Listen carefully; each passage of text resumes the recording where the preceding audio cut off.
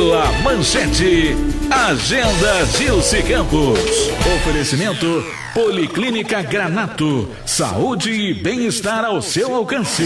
E Rio Cenário. Pois é, nós estamos falamos muitas manifestações populares que aconteceram no Brasil, da falta de foco das pessoas, quebrando tudo. Ninguém sabe escrever, ninguém sabe falar. Por que não diz? Por que tá na rua? Será possível? Não tinha um cartaz, eu ficava olhando da televisão. Escreve alguma coisa. Escreve socorro, pelo menos. Não tinha uma palavra. Fazer um bando de gente que... Não tô contra isso, contra aquilo. Eu só tô dizendo que me faltou informação. Isso é muito ruim pra gente. Porque isso descamba num desinteresse da nossa alma pelo outro e descamba em violência, tá tudo muito violento. Eu tô falando, a Deise, que é presidente da SAMAS, que é uma associação que ela... Você que montou isso, não foi? Para proteger a antiga Sé do Rio de Janeiro. Esta criatura passa o pão que o diabo amassou, e não devia nem falar diabo, né, antiga Sé, mas desculpa, mas para proteger o patrimônio nosso. Fala, pega aí, Deise. E tudo é muito violento aqui, você foi agredida pelos manifestantes, não é isso?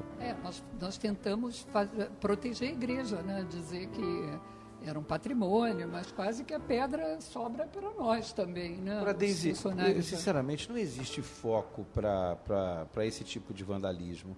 Eles não foram fazer esse tipo de depredação exatamente porque se tratava da Santa Sé, da igreja. Eles fazem isso com a portaria do banco, com a não sei o quê, com a portaria do prédio, de uma forma geral. Não é exatamente por isso. Evidentemente que a gente lamenta muito por esse foco. Está sendo trazido por você essa notícia para a gente ainda, por ser tratado de um monumento histórico Nossa, de valor. É uma coisa da nossa vida, claro, né? Impressionante. Agora, não que seja somente isso. Eles não estavam preocupados, sabendo que... porque eles não têm norte, eles vão quebrando tudo. Não tem rumo. Mas é que aquela área que eles escolheram, a rua 1º de Março, que era a rua direita, né?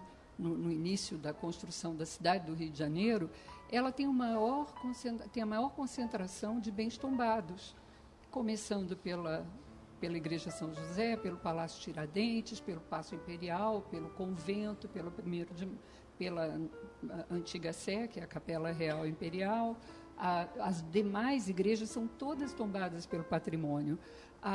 Eu não sei de que forma ainda se permite a gente não pode falar de política, né? Então, mas pode falar de um jeito lá que você vai dar um jeito de falar. Eu acho que falta... Não é assim de cara para frente. Você vai... Falta, além de tudo que falta, né, da gente ver que há uma crise de ética total, né, dos políticos e da roubalheira e de tudo que acontece, não há uma política pública.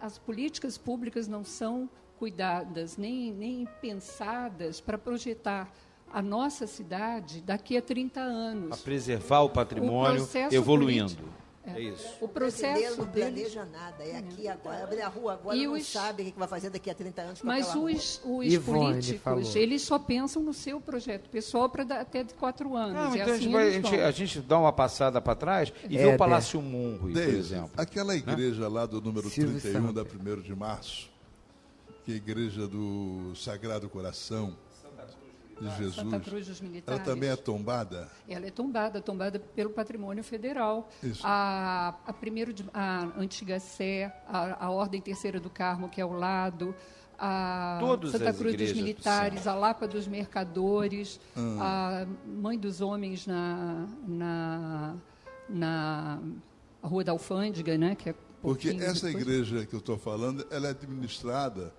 pelos coronéis do DOI-CODE. Santa Cruz dos Militares. Santa Cruz dos Militares. São os coronéis do DOI-CODE que administram. Exatamente. Mas anteriormente, o Conde de foi um provedor daquela igreja. Ele também era do DOI-CODE? Não, e você sabe quanto... Eu convivi com pessoas lá de dentro, e dentro dessa entidade lá, eles administram hoje, dentro do Rio de Janeiro, eles administram, esses antigos oficiais, tudo aqui ainda aposentados, administram quase 4.000 imóveis que foram colocados à disposição da Igreja Santa Cruz dos Militares ao longo dos anos por pessoas que não tinham com quem deixar, por viúvas de generais, de coronéis, e deixaram casas, são casarões de Santa Teresa, na praia de Botafogo, tombados, eles fazem o que eles quiserem. Então, as ordens terceiras, elas são livres de... isso era um padrão quase, né, das pessoas muito católicas, de deixar seus bens para a igreja ou para a sua irmandade. Então, as irmandades têm muitos imóveis, que é o caso da Ordem Terceira, ali do 1º de março, a Santa Cruz dos Militares, a Santa Casa, a fácil Candelária. Você ter um imóvel, você vai, se cadastra, paga lá uma taxa de PTU por mês, mantém o imóvel e eles ficam livres da despesa proporcionada por como as coisas acabam, eu me lembro de umas tias minhas que eram da Ordem Terceira, porque a família é muito católica, da Ordem Terceira do Carmo, e elas diziam, quando a gente ficar velha, a gente vai para a Ordem Terceira. Ainda bem que nós não... E elas diziam, na Ordem Terceira, vão cuidar da nossa velhice, porque tem muito... Porque tinha um lugar de velhinhos na Ordem Terceira. Menino, ainda bem que elas não precisaram, acabou. Como é que pode mas, isso? Gilson, nessa cidade não se cuida nada. Não se cuida nada. Eu fundei acabou a Santa Casa, diz que está horrível agora. Santa Casa foi um escândalo, né? Foi um escândalo de roubalheira. Nossa, é uma loucura. Eu fundei um grupo chamado Aterro Vivo, porque eu botei na minha cabeça que eu quero salvar o Parque do Flamengo, o dito Aterro, que é o Parque do Flamengo, e restaurar esse parque como na época da Lota e com jardins de Burle Marx. Vocês não têm ideia do que eu tenho sofrido, do que eu tenho, as dificuldades que eu tenho para chegar a algum fim, a alguma coisa. Tudo contra, mas eu sou teimosa. Eu hei de conseguir. Ai, que bom, Ivone. Diga, Gabriele Casa. Posso fazer uma pergunta para o delegado? Em qualquer lugar do mundo... Você pode fazer uma pergunta, mas tem que fazer um comentário também do que você está achando disso tudo daqui. Em qualquer lugar do mundo, para você fazer uma passeata, uma coisa, você precisa de autorização, é controlado. Você conhece isso? Aqui no Brasil, 20 pessoas querem parar a Avenida Presidente Vargas, para. Doutor, peraí, doutor, deixa eu falar com a patrocinadora. Essa clínica atende homens também? Atende qualquer coisa, que ela falou mamografia, faltou ultra...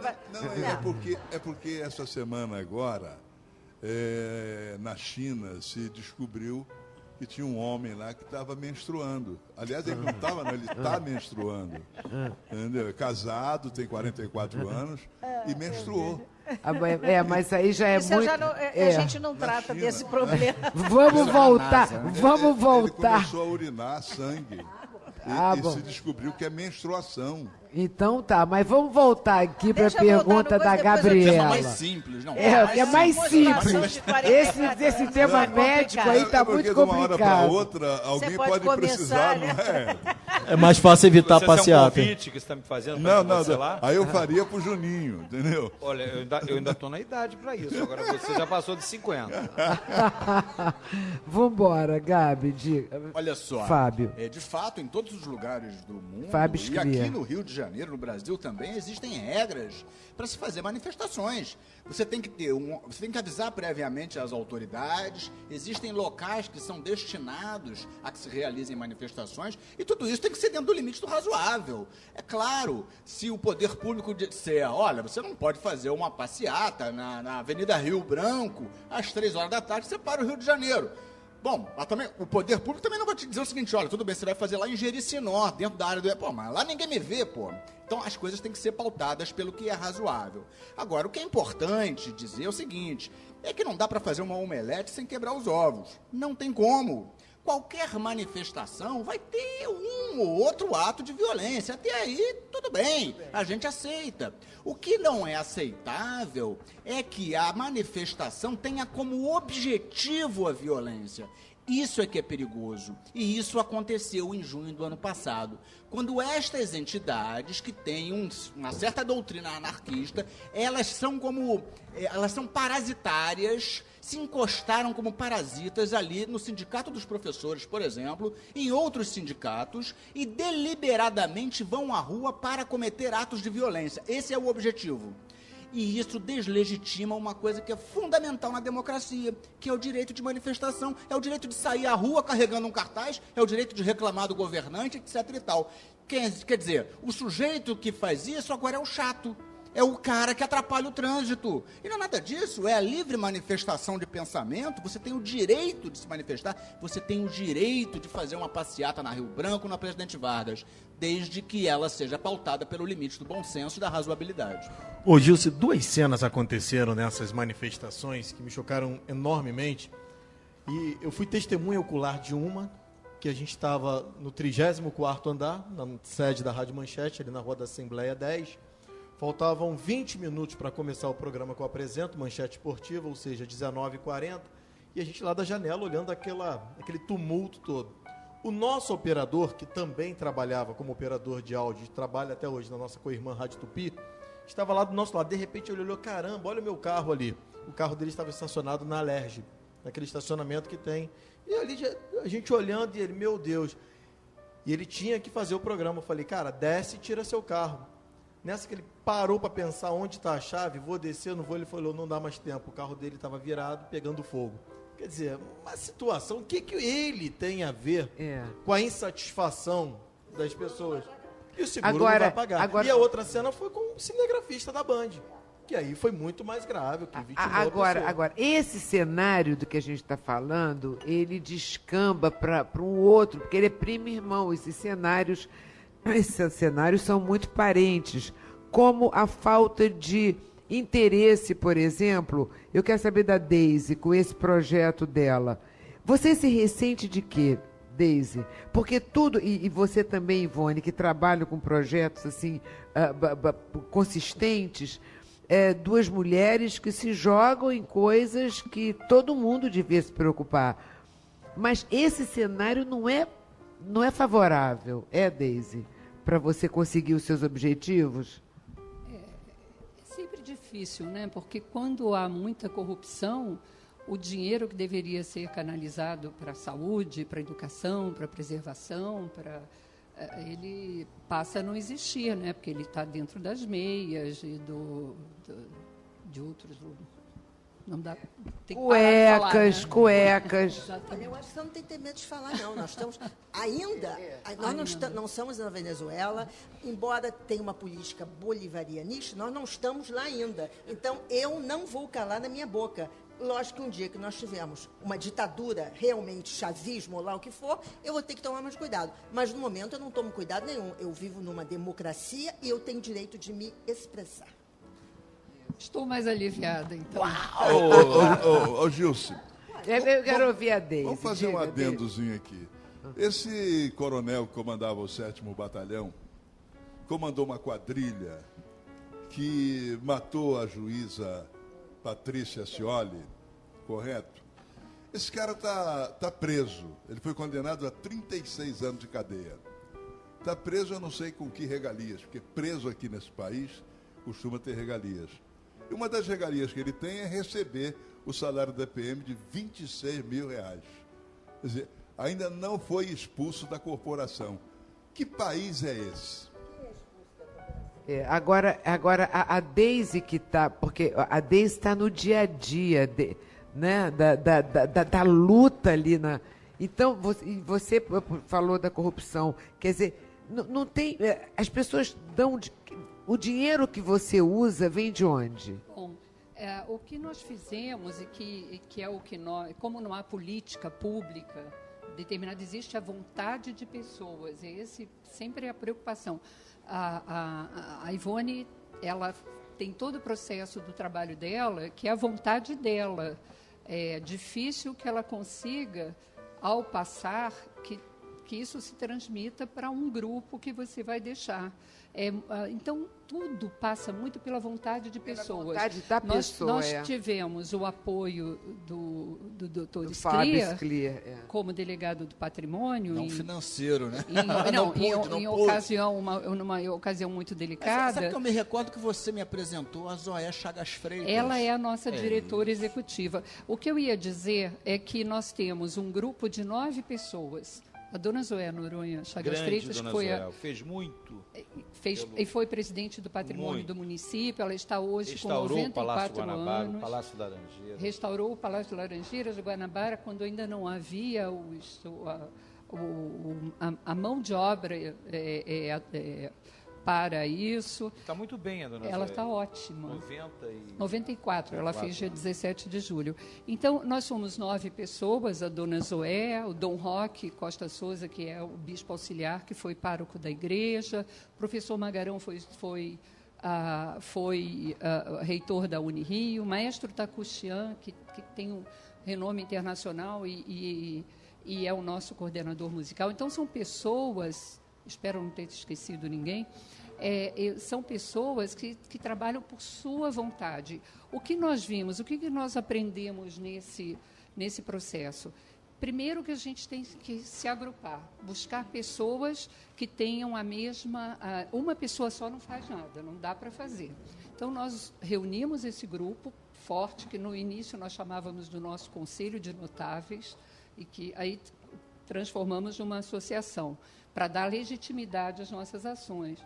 E buscamos o diálogo com o IFAM, que é o Instituto do Patrimônio Nacional, o diálogo com os potenciais patrocinadores, que atualmente praticamente se resume ao BNDES, e toda a nossa ação, a apresentação de projetos, ela vai num caminho paralelo com essas duas, com o patrocinador e com o nosso fiscal.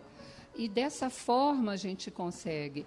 A outra forma é quando acaba o dinheiro de projetos de renúncia fiscal, é a nossa vaquinha. Quarta-feira eu não consigo mais reunir ninguém, porque é o dia semanal da vaquinha. Todo mundo dá um pouco de dinheiro para a gente continuar nossas ações. É um negócio complicado. Coisa complicada. Acho, sobre políticas públicas, que a gente pode sim forçar governos a terem políticas públicas. Vou dar um exemplo. Eu tenho uma pedagogia de ensino, a UEREMELO, que foi feita para crianças com problemas cognitivos devido à violência.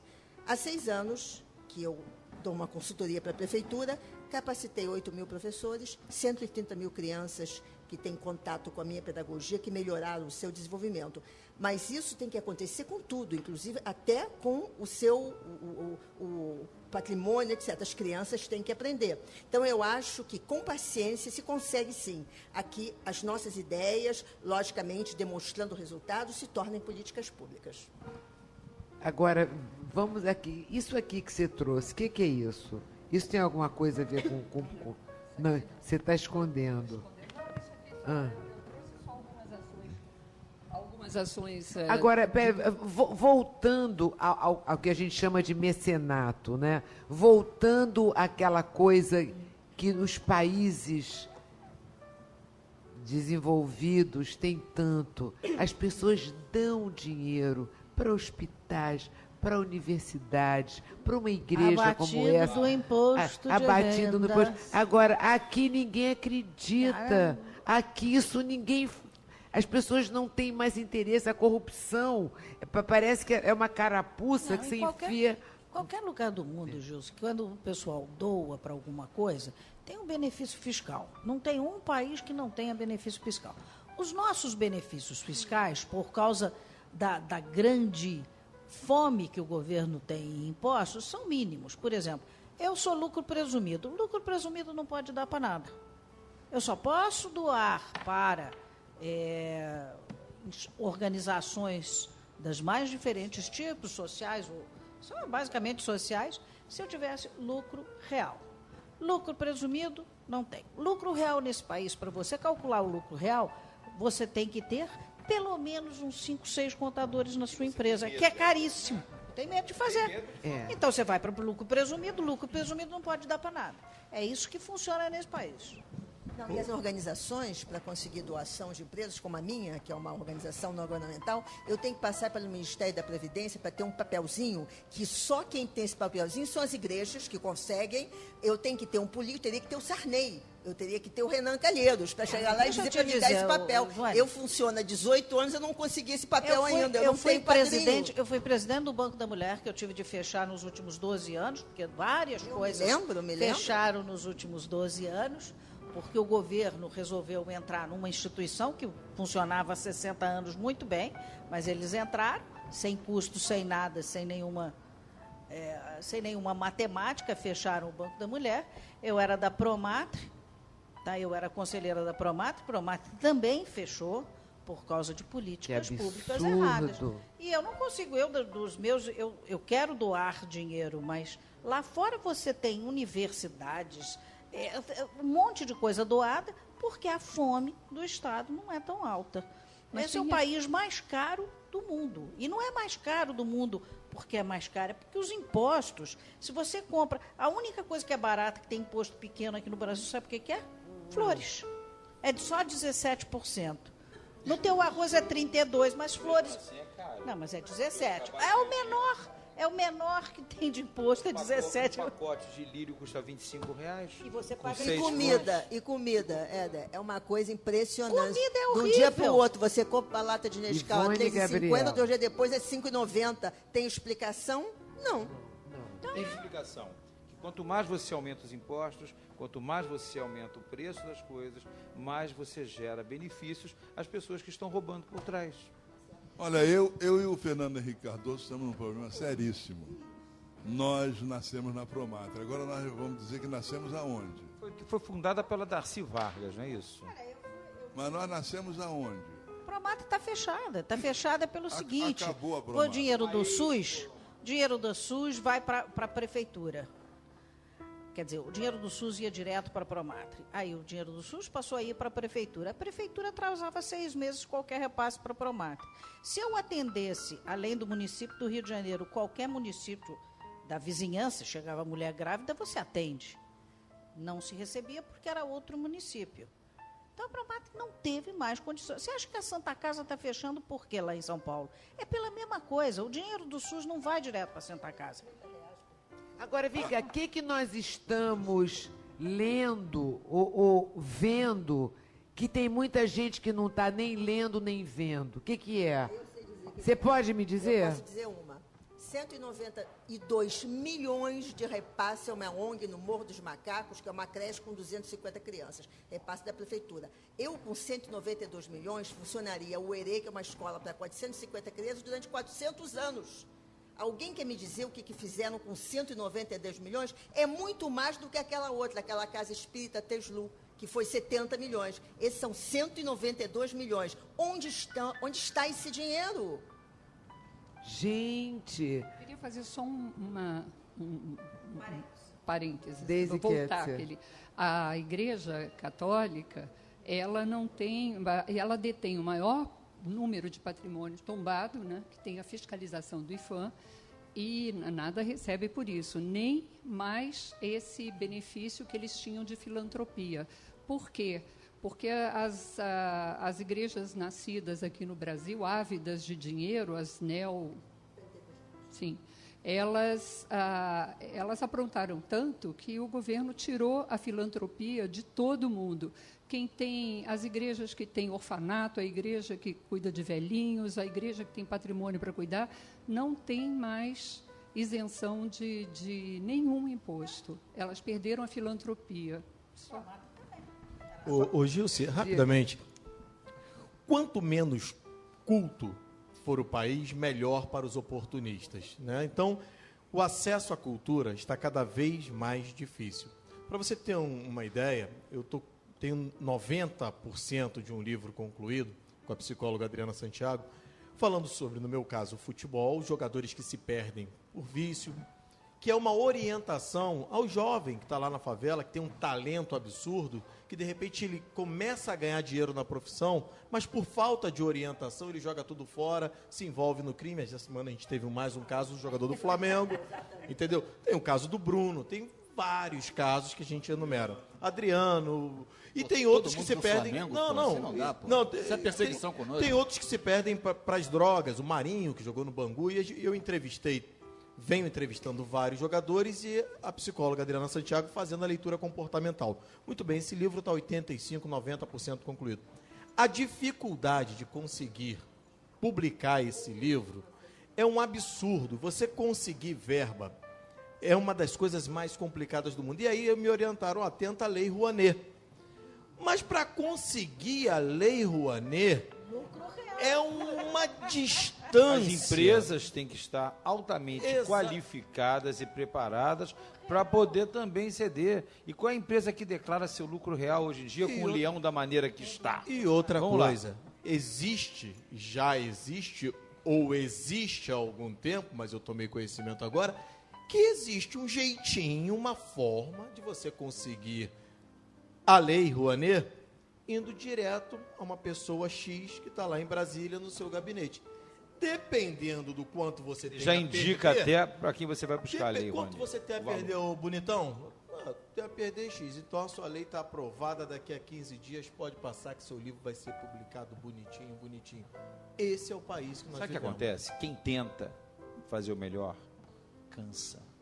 É muito triste que isso desanima, né? Você Desanima, veja, não porque, basta veja bem, inspirar. Pois é, agora então, vamos ficar nesse desânimo, nos comerciais a gente já volta. Olha, fica aí, hein, gente? Fica aí. Agenda Gilce Campos. Oferecimento Policlínica Granato. Saúde e bem-estar ao seu alcance. E Rio Cenário.